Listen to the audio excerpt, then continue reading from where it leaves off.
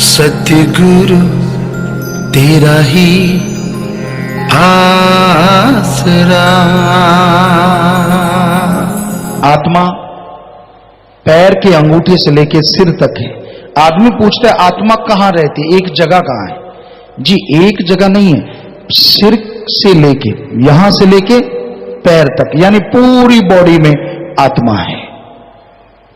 आपको यकीन नहीं है, आपको गुरु मंत्र अगर मिला है तो उस राम का नाम का जाप करके देखो, एकांत में, घंटा सुबह घंटा शाम, और आप सोच के बैठो कि आत्मा का मुझे एहसास हो जाए, तो यकीनन जब आपकी आत्मा शून्य समाधि की तरफ जाएगी, आपके पैर के अंगूठे से लेके ऊपर तक यूं लगेगा जैसे चींटी ऊपर चढ़ रही हो, जैसे कीड़ी ऊपर जाती, कीड़ी चींटी ऊपर चढ़ती है, एहसास होगा। और अगर थोड़ा सचेत होके बैठोगे तो यूं लगेगा कि जैसे जैसे वो चींटी ऊपर जाती जा रही है, वैसे वैसे नीचे का शरीर लाइक ए डेड, पूरी तरह से मृत हो जाता है। और आत्मा ऊपर चढ़ती है और चढ़ती है, चढ़ती जाती है, और यहां जहां से वो आत्मा चढ़ती जाती है, नीचे का शरीर मृत प्राय हो जाता है। और जैसे आत्मा यहां पहुंचती है इस जगह पे, तो बाकी का शरीर शून्य समाधि, यहां से आत्मा नीचे और यहां से ऊपर, यहां तो आत्मा होती है, तो जैसे आत्मा यहां पहुंचती है शून्य समाधि में जीव पहुंच जाता है। सबसे पहले एक प्रकाश का बिंदु नजर आता है, जैसे दिए की लौ, दिया जगमगाता है ना, उसकी तीखी सी लौ होती है एक, वो लौ छोटी सी, like a little bit star, छोटे से तारे की तरह वो रोशनी आपको नजर आएगी। जो जो कंसंट्रेट बढ़ता जाएगा वो रोशनी जबरदस्त होगी, और कंसंट्रेट बढ़ जाएगा। जैसी आत्मा इधर पहुंचेगी तो वो रोशनी कन्वर्ट होके साथ में आवाज आने लगेगी, और आप खुद महसूस करेंगे कि मैं किसी और लोक में पहुंच गया हूं। खंडों, ब्रह्मांडों, नक्षत्र, ग्रह, चंद्रमा, सूरज, सब उसमें आप होंगे, और आप अपने आप को देख तो नहीं पाएंगे। अब तो आप दर्पण में देख लेते हैं, वैसे कई चीजें हैं जो आप अपनी नहीं देख सकते।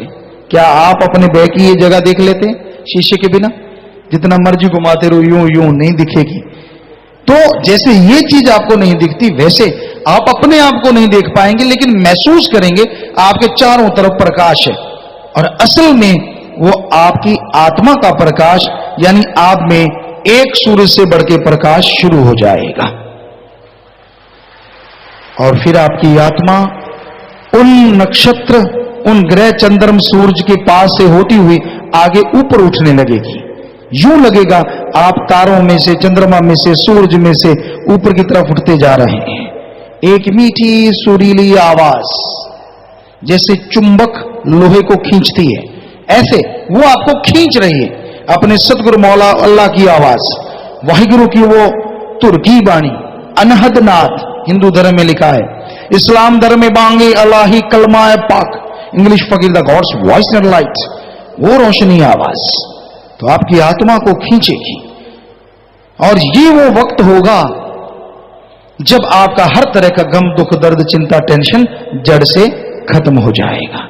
विल पावर, आत्मविश्वास चरम सीमा पे होगा, जबरदस्त बदलाव आएंगे बॉडी में।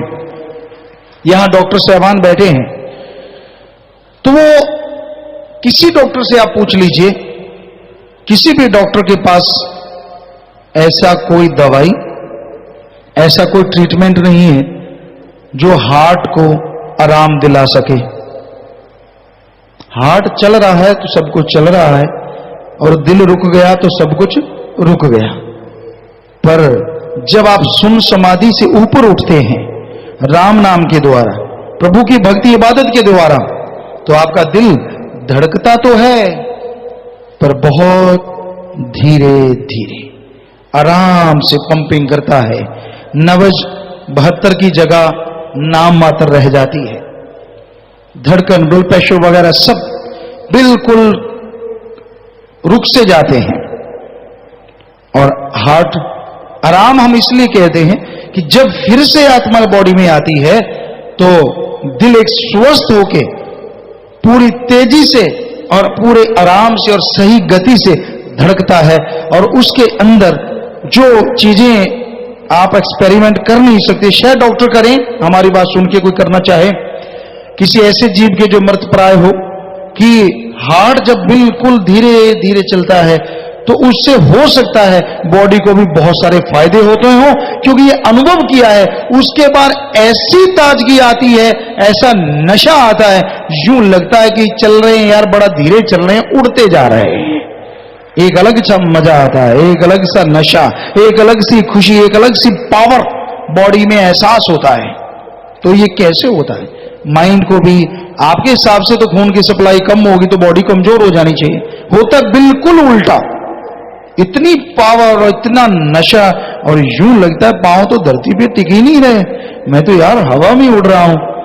पर अहंकार में हवा में नहीं उड़ता, रहती दीनता है, नम्रता, भावना शुद्ध रहती है।